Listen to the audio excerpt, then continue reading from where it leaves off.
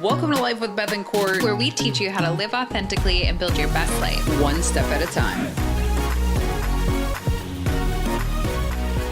What if I start saying to you, use your podcast voice? Use your fuck. It's true. Oh, welcome back to Life with Beth and Court. I'm Beth. Okay. Oh, are we going right now? Well, I mean, I'd like to. Okay. What are we mic checking with? I don't know, because you just came up with this idea like 5 seconds ago. Also, I'm going to need you to talk into your microphone. I'm going to need you to not be a snobby butt. There are lots of songs that have value in Really? it. Yeah. Hank Williams III, No Values. No Values, Paul McCartney. All in the Value, Hone. George Harrison. You're saying names and 79 syllables. best songs that give life advice. It's inspired by your top value. I'm going to need to do this one with my eyes closed completely. You ready? Yeah. And I'm proud to be an American, where at least I know I'm free. And I won't forget the men who died and gave that right to me. So I'll proudly stand up next to you and defend her still today. That was out of tune. There ain't no doubt I love this land. God bless the USA. Whoa. There's some crackles and some wrong notes, yeah. but you inspired me, baby. You inspired me. America. Let's kick this thing off. How about it? Kick, punch, pow. Are you a Power Ranger? Yeah. Welcome back to another. Oh my God. Name that Power Ranger character sound. Turkey? No. Putty. They're putties. That's I the didn't sound watch they Power made. Rangers. I didn't like them. What? I watched Ninja Turtles. So did I, but I also watched Power Rangers. Power Rangers were like 3 levels below the Ninja Turtles. Wow, that is so hurtful. Let's just talk about what series my kept going and going gosh. and going, and they kept remaking Power Rangers and Ninja Turtles. Listen, died. just because there's a sequel doesn't mean it's good. There's like 9 Land Before Times, but the only good one was the first one. All right, let's kick this thing off. Welcome back to another episode of Life with Beth and Court. I'm Beth. I'm Court. And today we're talking about why identifying your top value may just be the best thing you do for yourself this year. Dun dun dun. I love that you've recently come with sound effects. I know, it's kind a of new fun, development. right? You're Yeah. welcome. Thanks. I know that was a appreciate you. thank you. So the first time that we started looking at and examining our values and kind of breaking it down was in a workshop we went to for the same company that we worked for. And we were actually in the workshop together, but we sat at separate groups, separate tables, discussed it with separate people.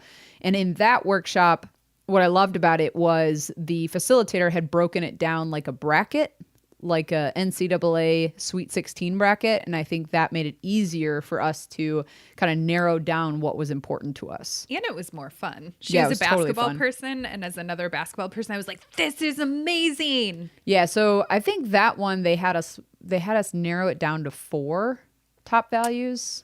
Yes. And then we had to write those on our name tags. yeah, so then we had to write our top values on our name tags. That was the same workshop that we then identified our corner people. People that we could go to get honest feedback, people who would, there's different types of corner people, but that followed up after this values exercise, which was important because it's like once you identify what's important to you, you then have to identify the people who will call you on your shit if you're not in alignment with your values. It was a super intense first day. It was awesome. I it was loved amazing, it. but I feel like the first day was all in and super intense. It was also at that workshop we learned about Project Aristotle. Do you remember that? No. So it was a study that Google did because they wanted to have the most productive employees. And obviously Google, they're known for being innovators. So they didn't just want to survive in their business. They wanted to move the needle and excel. So they did a really extensive study on what the top 5 values were that an organization needed to have in order to have that level of productivity. And I will never forget, like out of the 3 days, this was my biggest takeaway. What?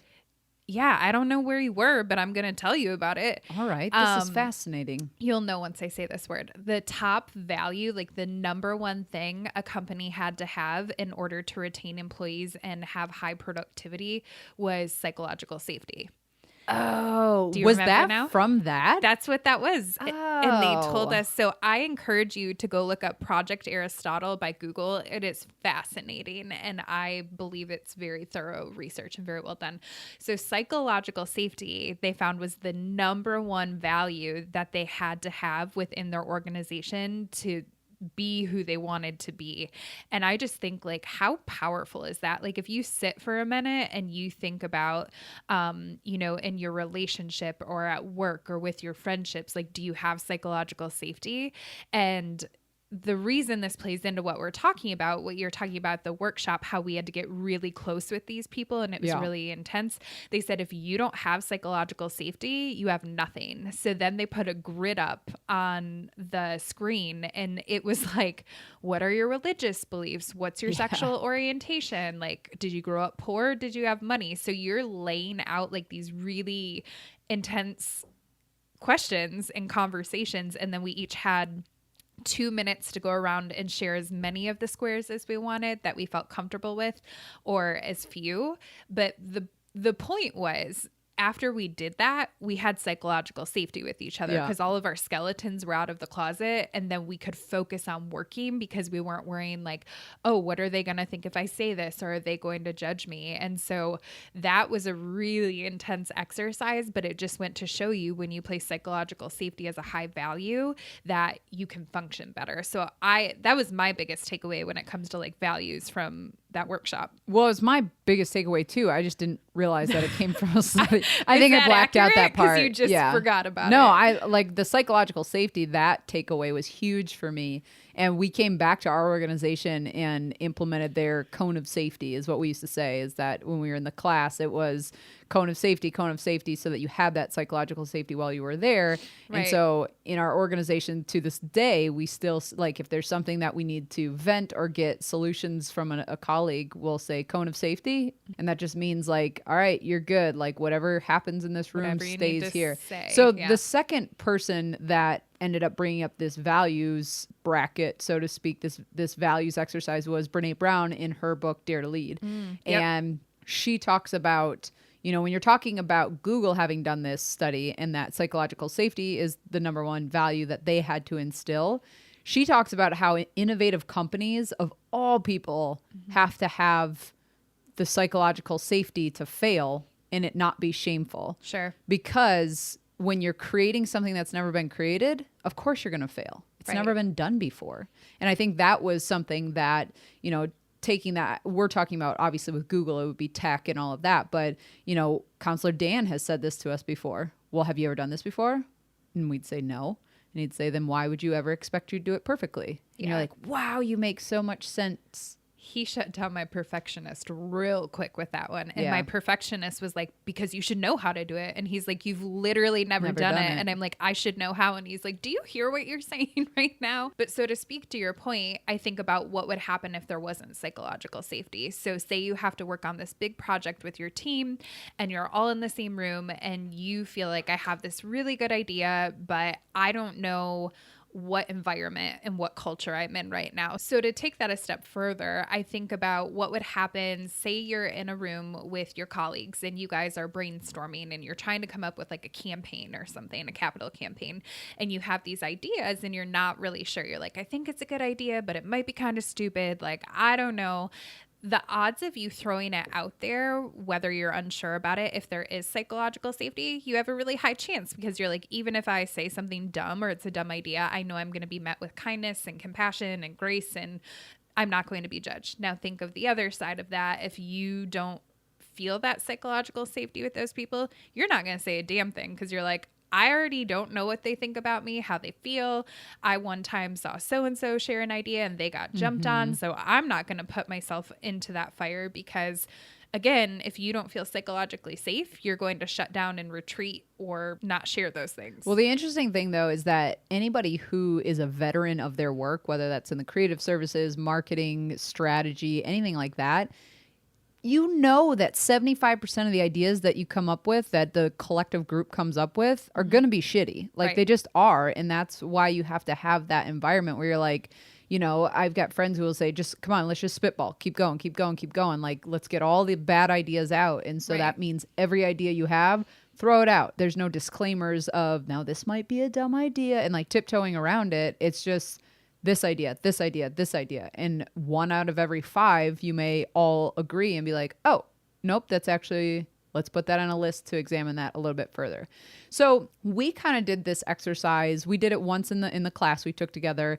We both did it again when we read Dare to Lead. Mm-hmm. And so we kind of took both exercises, adapted them, kind of merged them together, put our own spin on it. And we have used that as a guiding post when we started talking to people about, you know, people who are ready for a change, people who are ready to find themselves again, people who are ready for something more in their life, people who are like, I know that I'm meant for something more. I just don't know what it is. I don't feel like myself. I don't feel aligned. This is where we start with them.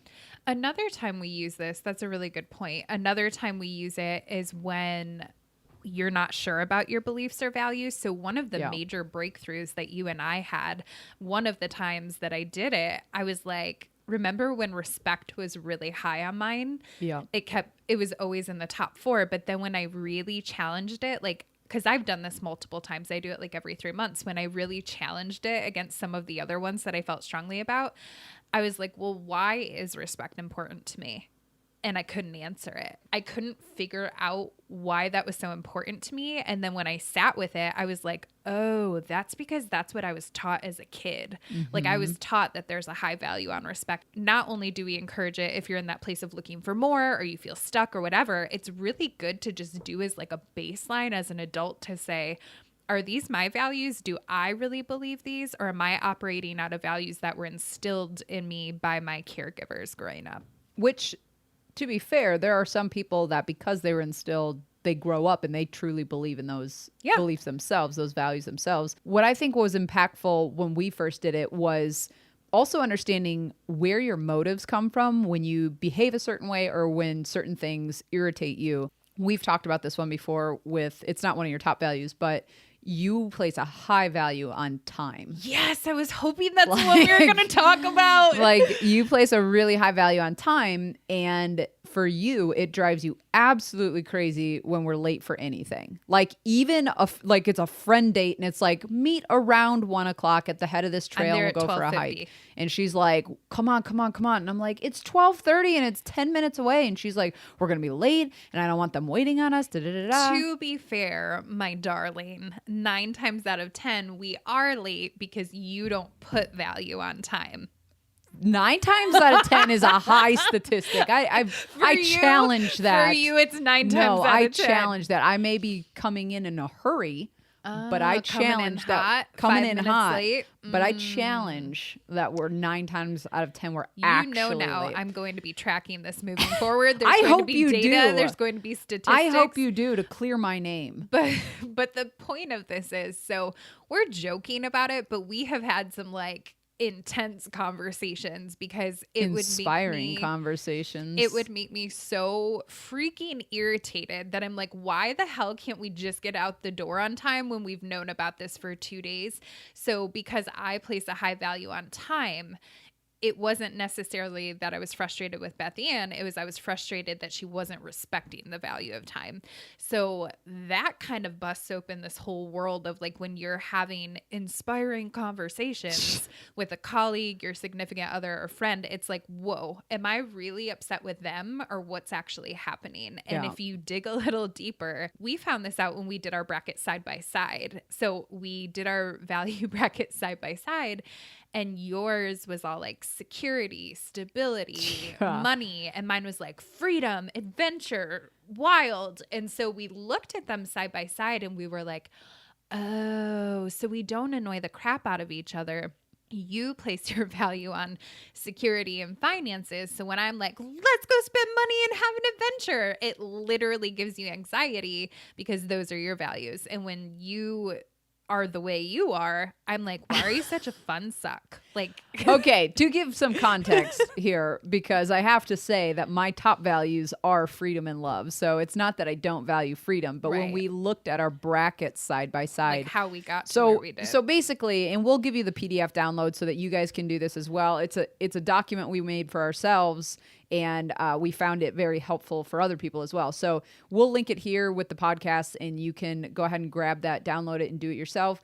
But basically, like we explained, it's set up like a bracket. And so what you do is you choose out of a list of, I think there's 100 values to start. You choose 16 of them, like your sweet 16, put them in random order on the bracket, and then you make them face off against each other. And so one by one, you eliminate and get it down to your top 2 values. And then we encourage you to really get it down to one top value to really focus on in the beginning. And as you get the hang of living into your values and feeling aligned all the time, then you can go ahead and bring a second value in. So when we put our sweet 16 on the brackets, and then we narrow down which ones were winning, there was in the initial sweet 16, there was a lot of security for me. There was a lot of financial stability. There was a lot of secure predictability factors. And yours were a lot of intuition and growth, creative spirit, and all sorts of things like that. And so it's not that we don't have some of the same values. It's just that when we looked at our sweet 16, for example, we were like, oh, without even getting down to our top values, we can already understand why this is an issue. Well, and that opened the door for conversation. So things that we would fight about, like with budgeting and money, it was finally the gateway to opening that conversation to, like, I could finally see what was happening. Like, right. Oh, you're not just being a fun suck. Like you, I love it. Yeah, you suck. Sure do. Not fun sucker, fun suck. You're a fun suck. Can we put that on a mug or a shirt? I'm with fun suck. Oh my God. Oh my God. Anyway. Oh, I'm so distracted. Okay, coming back. It really helped me to understand in a different way how important that was to you. And that was what initiated us having a real conversation of, we share bills together. We pay the mortgage together. Like, it makes you feel really scared and out of control when I'm not budgeting the way I should. So for the first time, I was done being a sassy ass, and I was like, this is really important to you. And one of our people, and I'm allowed to use her name because I asked for permission, Anita, did the values bracket. Her and a few other people piloted this for us, and it was really cool because she gave us feedback. She took it, and then she and her boyfriend took it, and they kind of had the same result of like, oh, we were really able to understand where the other came from. And like, they took it a step further, and they're like, how can we incorporate this into our relationship? And then the other name I can use because I have permission. So Hev took it, and she's a teacher, and then she had her co-teacher, because they teach the same classroom, take it, and she's an I on the disc. Like, she and I are very similar, so our energy is super contagious. When we're into something, we're into something. And so she had her colleague take it, and they actually used it from a perspective of teaching together and the professional aspect. And I was like, oh my God, this is amazing. And so they actually are going to do a video for us, a testimonial, and talk about how that worked for them and how it made a difference. So they're making a difference of how they work together. You ready for this? You better hold on to the stool or the table. Like, I need to see you hold on to something. Here we go. Okay. You got 1 and 1? 1 and 1. Okay. So they're seeing how it impacts them when they work together after growing themselves by doing this activity, which is impacting all of the children in their classroom because they're working together, which the children are in harmony. So that's impacting their family life. So then the families are having better energy, and then the families are going to work and they're having better energy. I know. Can you feel the intensity? Oh my gosh, it's science. Oh, I just hurt my chest because I got too excited. But what we're trying to say is this tool is super powerful because it has a ripple effect, and we call it the compass, because once you know where you're operating out of, why you're behaving the way you're behaving, and not, so let me correct that, not why you're behaving the way you're behaving, but there's intention behind your behavior, that you're not just buckshot random behaving a certain way. You're like, this is what I believe, so I'm going to carry myself in this way. So another reason that the values are really important to identify is because when you are not aligned with them, you feel like a shithead. Oh. I mean, that's I was really going to say out of alignment. Yeah, no. I mean, that's one way of saying it, but I just channeled how I feel. Yeah. When I'm not in alignment with my top values, and I feel resentful, I feel cranky, I feel like quarreling. How do you like that word?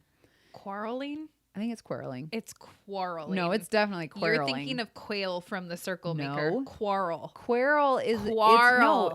we're gonna look it up. I remember my We need a- English class where someone taught me this word and it was the No. teacher. Potato. Quarrel. It was the teacher. Mr. Schaefer. You can say words differently, and it's a short A, so it's quarrel. We will solve this later on, but All right. continue. So when I'm not in alignment and I'm not behaving and thinking and acting and speaking out of my top two values, I don't feel good. I don't feel confident about myself. I don't feel in alignment. I feel kind of gross inside. I feel like a sellout because I know that I'm not behaving in a way that aligns with what's most important to me. And so that's another reason that it's really important to get clear about what's important to you. And this is the beginning of redefining yourself and in finding yourself again, because like you mentioned earlier, it's no longer what your parents want, right? It's no longer what your spouse thinks you should value. It's no longer what anybody else thinks you should value. It's take a look at these and identify what actually reacts with your heart and is true to you. And once you get back to that center, that compass, like you were talking about, you know how to behave and act and speak and think so that you become more confident and you feel better about your daily interactions. So let's talk a little bit about what our actual values are. Yeah, and I just am going to go back to alignment because I love that we use that word. And what I think of is chiropractic. Like we I thought you were going to say car tires. What? You thought I was going to say what? Car tires. I have some intelligence swirling around in here. I think It's not unintelligent. I think of chiropractic. God, quarrel, chiropractic. Okay.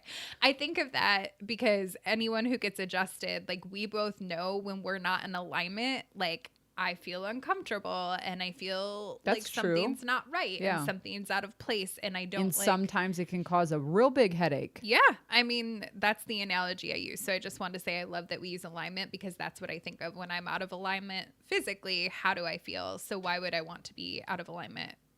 Spiritually, emotionally, mentally. Yeah, cognitively. Yeah. Okay, so what are do you remember your top I sure two? do. Yeah. Do you want all of them from all of them or just my two most recent? Oh, let's go with your most recent. You don't want to hear all of them? No, I sure don't. But thanks for offering. Fine.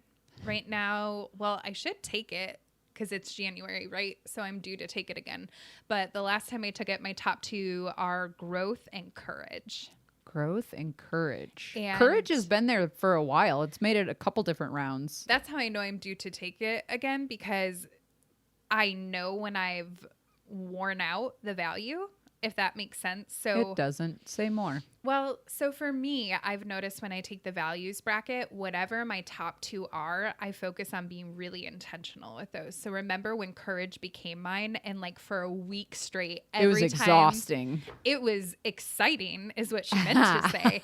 Every day I came home and I was like, I was faced with this situation. This is what I wanted to do, but this is what I did. And like, I went in through the lens every single day. How can I apply growth and how can I apply courage? And it was so cool because I found myself, I already think I'm a courageous person, but then I found myself taking it to a whole new level. I can honestly say that when I am engaging with someone or in a situation, I don't have to remind myself. I'm like, that's right. You act with courage and you act in growth. So it's like once those become part of my routine, then a different value surfaces to the top. So I've had two different values each time.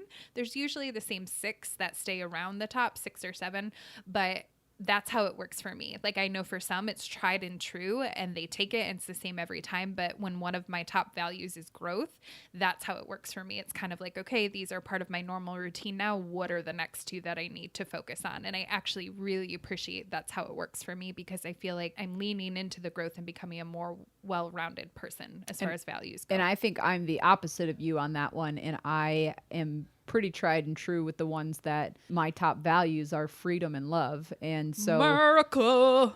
I do sound like I'm from the 60s. Like Okay. peace sign, I'll get you flag an American waving. flag. But so freedom, you know, when you're thinking about that, it's easy to understand like what does courage look like in daily interactions and thoughts and conversations and whatnot. Courage is a little bit easier to put into words and describe and kind of understand. But with freedom, it gets a little More bit vague. yeah, it's a little bit more vague, a little bit nebulous, a little bit like how does that show up in everyday interactions? And when I'm thinking about freedom, I make my decisions based on that. So whether that's flexibility in my career, whether that is flexibility financially, whether that is for me, a lot of times what it shows up as is boundaries. Because when I don't set good boundaries, I end up giving more of my time to others and to other causes and different things that I'm not wanting to do, but I'm doing it for someone else. And if I don't set up really strong boundaries around those, I end up getting resentful because I'm giving away more of my time than I want to, and I don't feel free anymore. I feel like I'm a slave to my schedule. And so for me, that's how freedom shows up is I need to make sure that my boundaries are strong so that I can do what I need to for my health. I can do what I need to for my mental and emotional states. I can do what I need to so that I can have downtime and not constantly be, like I just said, a slave to my schedule. So Sure. I can manage time with the best of them and I can manage energy and all of that. But what happens is I will until I collapse, and that's not healthy for me. And so I have to set up boundaries so that I can still have that element of freedom in my life. And I found that about the way that I work as well, that I need that flexibility. It's just understanding that have you ever felt frustrated and you don't know why? Yeah. Like, yeah, so that's what this exercise did for me is I was like, I don't understand why I'm so mad at nobody in particular right now, but I just feel angry and it doesn't feel good to be mad at yourself. So I'm like, I don't even know where to direct this anger. Well, it turns out I was just way overextended and I had Right. none of that freedom element in my life. And so that's what doing this values exercise did for me is it kind of helped me understand what overextends me and where is it that when this piece gets cut out that it then turns me into someone I don't want to be and also makes my life feel a way I don't want it to feel. Yeah. And like once you know your person's top value, you can tell when they're getting frustrated that it usually relates back to that. So for you, you were really frustrated for a certain amount of time and you couldn't figure out what was going on and why you were mad or who you were mad at. And I was like, don't take that out on me. I didn't do anything. But then we realized that it was because you felt like you didn't have freedom. So I would challenge people that when they're feeling frustrated and they're not sure where to direct it, I'm willing to guess that it's your values that are being challenged You're out of or alignment. compromised. Yeah. So next time you feel, well, first you have to do our awesome bracket and figure out what your top value is. Then after that, And then when you get frustrated, I would encourage you to go back to your values and say, okay, where am I out of alignment? Like what is tipping me over? And sometimes it's not going to be that, like you could just be overextended or whatever, but I feel like you can usually trace it back to the values.